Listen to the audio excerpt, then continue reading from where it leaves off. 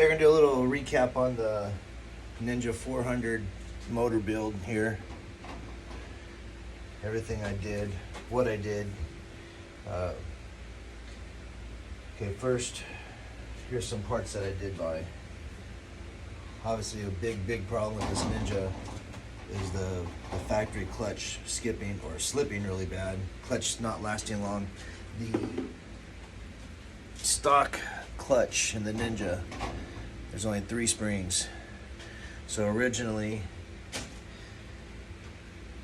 I went to Norton and I bought the upgraded springs, which I believe the springs are from a ZX6R, something like that. I did that when the bike was literally brand new, had maybe 10 miles on it, and I believe I have like 4,500, 5,000 miles or so. Never had an issue with the clutch slipping. It wasn't in the best of shape though. The clutch, when I put a bigger sprocket on the front just because I drive the bike to work, so I wanted to bring the RPMs down. Going hard through the gears. It wasn't slipping, but it wasn't a good firm shift. So what I ended up doing is I got the Yoyo Dyn Clutch Kit. There's the part number. Anyways, this actually comes with all ZX6R springs. There's 5 springs on the clutch. I left the red spacers in there for now. I was supposed to let it have the slipper effect a little better. Then in the engine, I went with the Creo connecting rods, part number. Got these from Spears Racing. They recommended if I did the pistons, get the connecting rods, they stretch less, they're lighter than stock. You know, they just look overall better. And then of course, I did the high compression pistons. It's kind of threw me off. The factory piston, when I've installed the pistons, I use the barrel clamp. I don't know if you guys can see that, but that's how I compress the rings. Those oil rings are so small, really hard to get in the cylinders. That's why I installed, when I did this, I installed both pistons. What I did first is on the inner circlips, I installed these in the pistons on the inner, installed the pistons into the cylinder. And what I ended up doing was just placing the cylinder down, connecting the connecting rods, throwing rags in the base of the cylinder over the crankshaft, then installing the, we put a semi-lube, but then I installed the outer circlips. And it was a whole lot easier that way. But anyways, the stock pistons actually look pretty horrible. The casting marks, just how they're made. I don't know if you guys can see that other than the carbon. They look really rough. Like they belong in a diesel engine or something. Just, pistons don't look very good. Okay, now this piston, what really threw me off on this bike, there's 2 compression rings. Then you have the oil ring. Well, the piston kit comes with 2 compression rings, but it's only a single compression ring piston plus the oil ring. Why they come with the second ring, I don't know. Doesn't make sense to me. They should just probably throw them away or don't even include them in the kit. But I kind of thought maybe my pistons, in the process of machining them at the factory, may have somehow missed a step for the second ring. So it took me a day. I emailed Greg at Spears Racing.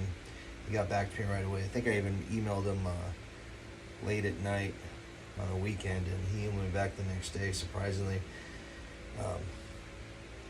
It's just a single compression ring on the Creo high performance pistons, and basically told me the bottom ring you just throw out. You just use the it's like a gold color ring for the top compression. But the new pistons are really nice.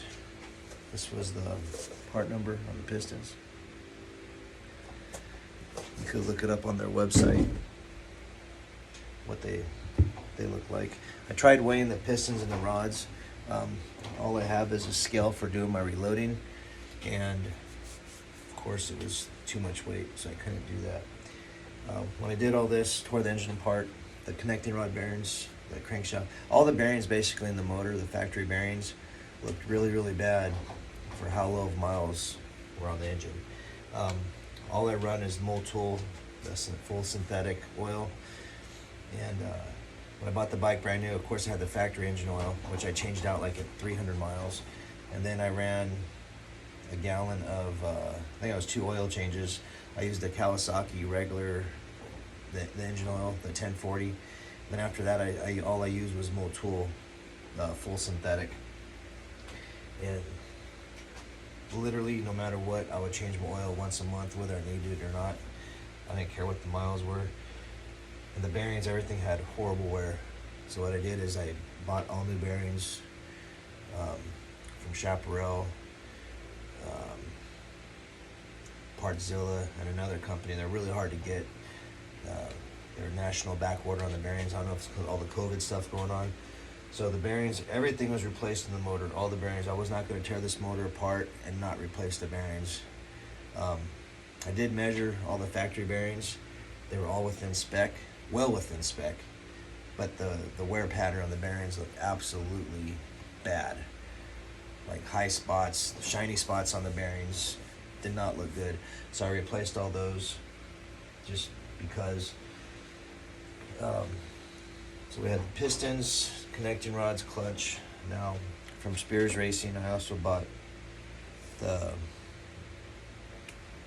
or I traded in actually, but Web Racing cams, part number. Now these were good cams. They were welded, heat treated, really, really good cams. That's why I went with those ones than other companies. What else did I do? From Norton Racing for the motor, I got the board throttle bodies from Norton. Give it a little bit more top end. And of course the cylinder, this is the stock head. Of course there's a head on the engine already, but so I got the CNC ported cylinder head. That's all done. The connecting rods, actually, forgot about this real quick. The connecting rods, the factory and even the Creo, you have to measure the bolt stretch. They said that's the most accurate, best way to do it. So I had to buy this gauge. Got it off of Amazon, I believe. And the Creo, the pamphlet in the connecting rods, it was 3 to 5 thousandths, if I remember correctly. Bolt stretch when you torque down the connecting rods. So basically I went by what the manual said, a couple stages, torque them down to a certain foot-pounds or inch-pounds, whatever it was, and then you turn it so many degrees. Well, I did that, but I didn't go the full degrees, and then I just kind of torqued them until I got the proper bolt stretch. And I guess that's the most accurate way. I had to YouTube a couple videos on exactly how to do that. Also for Norton, inside the engine, I did the upgraded or the blueprinted shifting mechanism. See, this factory one wiggles really, really bad. The Norton one is nice, and it's not tight, but it's definitely nowhere near that. Not even half that. It's probably a quarter of that, if that. And then I did the upgraded shifting star, so that shifts a little better. And then on the shift star, I did the heavy duty spring. I also did from Spears Racing. Well, the shift star, the shift mechanism, all that is from Norton Motorsports. Inside the motor, because the bearings were wearing bad, Spears Racing has a upgraded oil pump relief spring, a little stronger or taller or whatever. So I put that in. That should raise the oil pressure a little bit, make sure oil is going to this engine. Highway driving is horrible on these. It just revs the piss out of the engine. You're going like 9,000 RPM trying to keep up with traffic. And that's about it for the motor build. I also have from Norton, I have the velocity stacks. I bought Norton's tune for the velocity stacks and everything for the exhaust. I have the Sparks exhaust on the bike. from Sports Bike Track Gear. I bought the FTECU, the bike side tune. So when this is all done, I can hook it up to the computer, check it out. Then honestly, I'll probably end up taking it to Norton when it's done to get everything fine-tuned by them, I would imagine.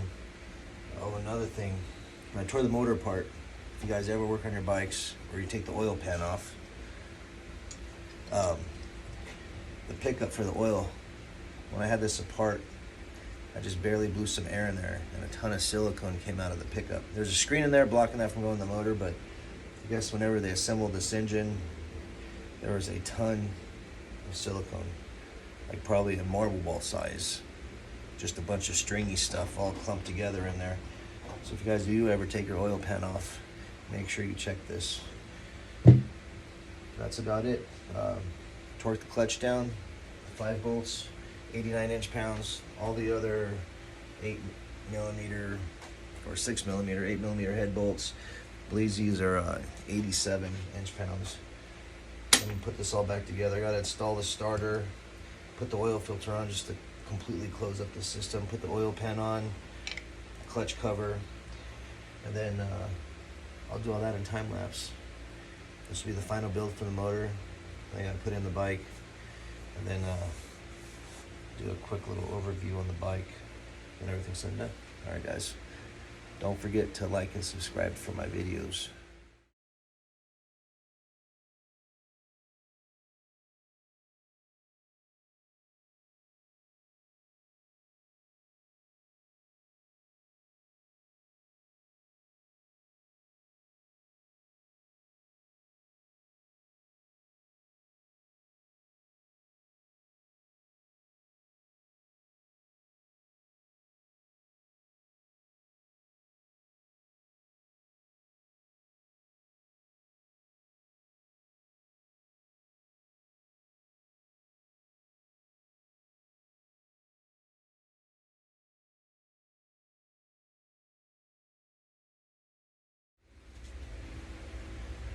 Okay, very proud of myself. Motor's completely done, and not one nut or bolt or any parts left over.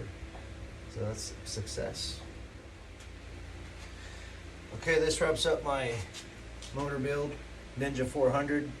It's a 2019 Kawasaki 400. Literally everything for this is from either Norton Motorsports or Spears Racing. Some bolt-on stuff I bought from Sports Bike Track Gear. That's it, done. Clean my mess up.